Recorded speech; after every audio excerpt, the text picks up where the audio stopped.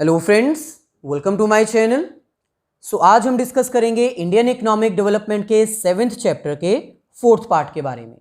इसकी 3 videos already upload कर दी गई हैं। अगर वो वीडियोस आपने नहीं देखी तो उन सभी वीडियोस का लिंक डिस्क्रिप्शन में गिवन है, आप जाकर देख सकते हैं। इस 4th पार्ट में आज कंटिन्यू करेंगे हम अपने 4th topic, that is causes of poverty के बारे में।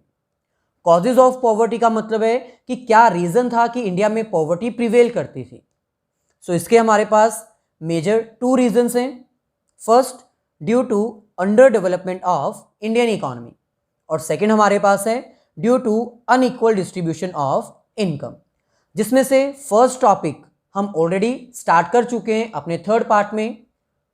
Due to under development of Indian economy, यानी इंडिया में पॉवर्टी इसलिए प्रिवेल कर रही है क्योंकि इंडिया की इकोनॉमी सही से डेवलप नहीं कर पाई थी, वो अंडर डेवलप्ड थी।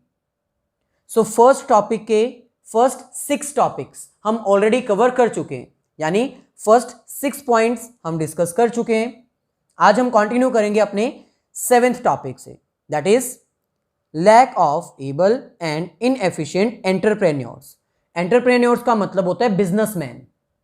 इंडिया में जो बिजनेसमैन थे वो एफिशिएंट नहीं थे, वो इतने एबल नहीं थे कि वो अपनी स्किल्स यूज करके प्रोडक्शन की एक्टिविटीज को इंक्रीज कर पाए। अब क्योंकि वो प्रोडक्शन की एक्टिविटी को इंक्रीज नहीं कर पा रहे थे, इसलिए मार्केट में ज़्यादा प्रोडक्शन नहीं होती थी। और अगर मार्केट में ज़्यादा प्रोडक्शन नहीं होगी, इट मीन्स मार्केट में प्रोडक्ट्स कम है, सप्लाई कम है, लेकिन डिमांड ज़्यादा है क्योंकि पॉपुलेशन कॉन्टिन्यूसली इंक्रीज हो रही थी। जब डिमांड ज़्यादा होती है और सप्लाई कम होती है तो प्रोडक्ट का प्राइस इंक्रीज हो जाता है, और इसीलिए इंडिया में पॉवर्टी प्रिवेल कर रही थी क्योंकि इंडिया के पर्सन्स अपनी बेसिक नीड्स सेटिस्फाई नहीं कर पा रहे थे। मेजर रीजन क्या था पॉवर्टी का? क्योंकि यहाँ के जो बिजनेस पर्सन्स थे वो वेल स्किल्ड नहीं थे, इतने एफिशिएंट नहीं थे कि वो ज्यादा प्रोडक्शन कर पाए। यहां पर हमें कह रहे हैं for the development of an economy there is need of efficient and skilled entrepreneurs. किसी भी इकोनॉमी को डेवलप करने के लिए वहाँ के जो एंटरप्रेन्योर्स हैं, जो बिजनेसमैन हैं, जो प्रोडक्शन में इन्वॉल्व हैं, उनके पास स्किल्स होनी चाहिए, वो इतने एफिशिएंट होने चाहिए कि अपनी प्रोडक्शन को इंक्रीज कर पाएं। But India lakhs skilled entrepreneurs, लेकिन इंडिया में इतने स्किल्ड पर्सन्स नहीं थे कि प्रोडक्शन इंक्रीज की जा सके। Inefficiency leads to low productivity in India. अब क्योंकि एंटरप्रेन्योर्स ज़्यादा एफिशिएंट नहीं थे, वो अपनी प्रोडक्टिविटी इंक्रीज नहीं कर पा रहे थे, इसीलिए इंडिया में प्रोडक्टिविटी कम थी। Due to low productivity we are not able to fulfil the needs of our country. क्योंकि इंडिया में प्रोडक्टिविटी बहुत ही कम थी, इसीलिए इंडिया में जो नीड्स हैं इंडिविजुअल्स की वो फुलफिल नहीं हो पा रही थी। अगर बेसिक नीड्स फुलफिल नहीं होती तो उन पर्सन्स को हम पुअर कैटेगरी में बिलोंग करते हैं। इसीलिए all this leads to increase in poverty. ऐसे ही नेक्स्ट हमारे पास है आउटडेटेड सोशल इंस्टीट्यूट्स। इंडिया में आपको पता ही है कि different traditions, values, rules, regulations follow करने होते हैं। सोसाइटी के अकॉर्डिंग हमें चलना होता है। यही वो रूल्स रेगुलेशंस हैं जिसके कारण इंडिया में पॉवर्टी प्रिवेल कर रही थी, क्योंकि जितने भी पर्सन्स हैं उन सबको अपने कल्चर को फॉलो करना होता है, अपनी ट्रेडिशन, अपनी सोसाइटी के नॉर्म्स को फॉलो करना होता है, और इसी के कारण वो इकोनॉमी में ग्रो नहीं कर पा रहे थे। क्योंकि वो ग्रो नहीं कर पा रहे थे due to the outdated social rules, regulations and obligations, इसीलिए वो पुअर कैटेगरी में बिलोंग करते थे। इट मीन्स जो पुराने outdated social rules and regulations हैं जो सोसाइटी डेवलप करती है, उनको वही फॉलो करने होते थे, और वो रूल्स इतने पुराने हो चुके हैं जो उनको डेवलप करने के लिए, ग्रो करने के लिए नहीं कहते थे। इसीलिए इंडिया में पॉवर्टी प्रिवेल करती है। यहां पर हमें कह रहे हैं there are some systems which are being followed by Indians. India में बहुत सारे ऐसे सिस्टम्स होते हैं, ट्रेडिशंस होते हैं जो हर एक इंडियन को फॉलो करने होते हैं अगर वो सोसाइटी में रहना चाहते हैं, like caste system and joint family system. These systems are traditions are outdated. ये जो सिस्टम्स हैं और ये जो ट्रेडिशंस हैं वो आउटडेटेड हो चुके हैं, ये इतने पुराने हो चुके हैं कि इंडियन पीपल्स को ग्रो नहीं करने देते, और अगर वो ग्रो नहीं कर पाएंगे, डेवलप नहीं कर पाएंगे अपने आप को, तो वो पुअर कैटेगरी में ही रह जाएंगे।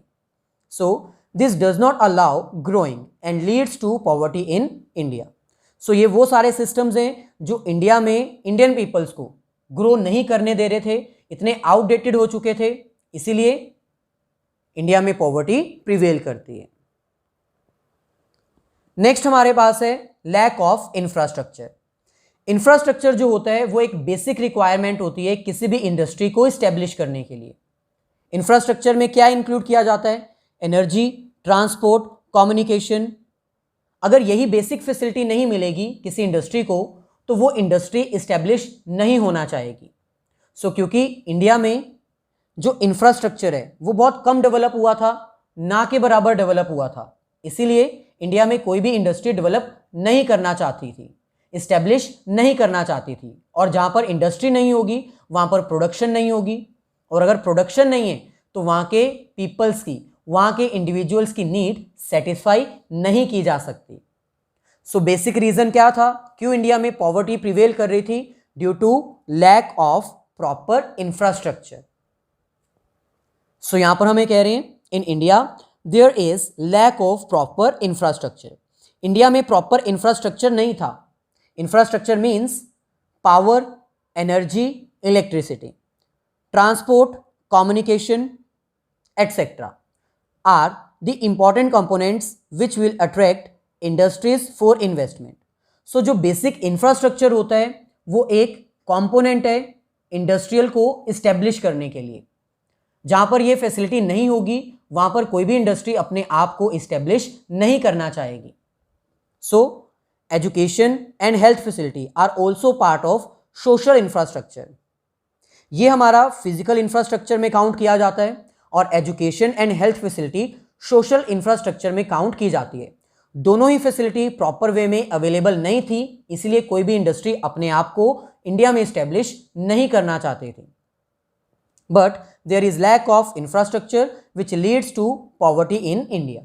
अब क्योंकि प्रॉपर इंफ्रास्ट्रक्चर नहीं अवेलेबल, इसीलिए कोई भी इंडस्ट्री इस्टेब्लिश नहीं करती थी, और अगर कोई इंडस्ट्री इस्टेब्लिश नहीं होगी तो उस कंट्री में, उस इकोनॉमी में प्रोडक्शन एक्टिविटी इंक्रीज नहीं की जा सकती। और अगर प्रोडक्शन एक्टिविटी नहीं है, प्रोडक्शन नहीं है तो एम्प्लॉयमेंट नहीं है, एम्प्लॉयमेंट नहीं है तो इनकम नहीं है, और अगर इनकम नहीं है तो कोई भी पर्सन अपनी बेसिक नीड को सेटिस्फाई नहीं कर सकता। सो ऐसे ही नेक्स्ट हमारे पास है second major reason for the poverty, that is poverty with reference to unequal distribution of income.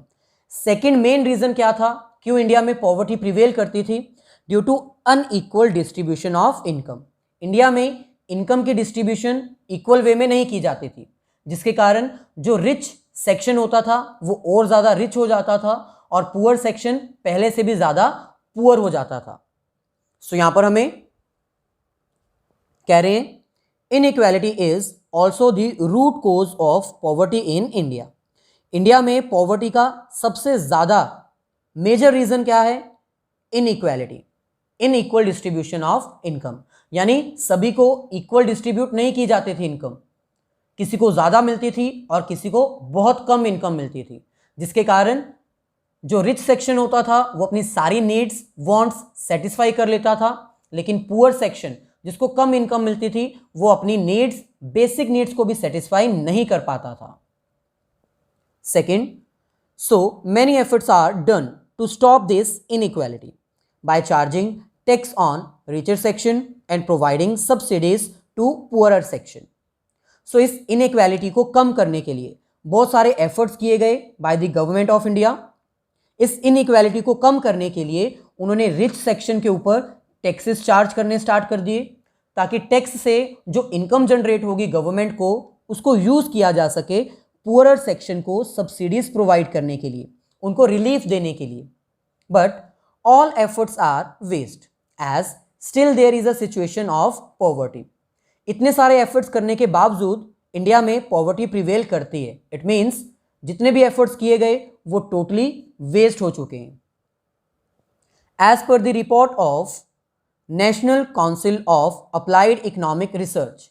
सो एक रिपोर्ट प्रिपेयर की गई थी, एक रिसर्च की गई थी by the national councils of applied economic research. उनके अकॉर्डिंग इंडिया की जितनी भी पॉपुलेशन है उसका 20% ऐसी पॉपुलेशन है जिसने 53% इनकम अपने पास रखी हुई है। अगर सिंपल वर्डिंग्स में कहा जाए, मान लीजिए अगर इंडिया में 100 पर्सन्स रहते हैं तो उसका 20% कर दीजिए, यानी 20 पर्सन्स के पास कितनी इनकम है? 53.2%। मतलब रिच सेक्शन के पास 53.2% इनकम है पूरी इंडिया की, और दूसरी तरफ जो पुअर सेक्शन है उसके पास क्या है? 40% of population holds 15.3% of total income. यानी जो 40% हैं उनकी कुल टोटल इनकम कितनी है? 15.3%। सो यहां पर सिर्फ 20% हैं और उनकी इनकम हाफ है। पूरी इकोनॉमी की हाफ इनकम किसके पास जाती है? सिर्फ 20% के पास, और 40% ऐसे हैं जिनके पास पूरी इकोनॉमी की सिर्फ 15.3% इनकम जाती है।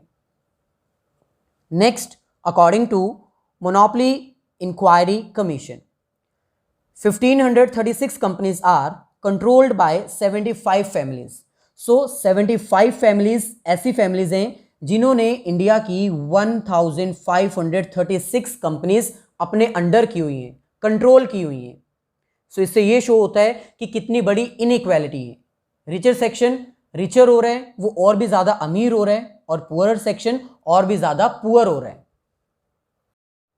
सो ऐसे ही 6th पॉइंट हमारे पास आता है, unequal distribution leads to widen the gap between rich and poor as rich are becoming more rich and poor are getting more poor। सो यहां पर हमें कह रहे हैं कि अनइक्वल डिस्ट्रीब्यूशन के कारण जो गैप है रिच और पुअर के बीच में वो और भी ज्यादा इंक्रीज हो रहा है। रिच सेक्शन पहले से भी ज्यादा रिच हो रहा है और पुअर सेक्शन पहले से भी ज्यादा पुअर हो रहा है। Rich persons are able to grow with more means but poor continue to survive for their life. जो रिच पर्सन्स हैं वो ग्रो कर रहे हैं, वो अपनी सारी नीड्स को, सारी वांट्स को सेटिस्फाई कर पा रहे हैं, लेकिन जो पुअर सेक्शन है वो अभी भी सरवाइव कर रहे हैं अपनी लाइफ के लिए, एग्जिस्ट करने के लिए। सो ये था हमारा आज का टॉपिक। अगर आपको वीडियो अच्छी लगी है तो प्लीज़ मेरी वीडियोस को जितना ज़्यादा हो सके अपने सभी फ्रेंड्स के साथ शेयर कीजिए, लाइक कर दीजिए। अगर कोई क्वेश्चन है तो आप कमेंट करके पूछ सकते हैं। प्रीवियस वीडियोस अगर आपने रेफर नहीं किए हैं तो सभी प्रीवियस वीडियोस का लिंक आपको डिस्क्रिप्शन में गिवन है, आप जाकर देख सकते हैं।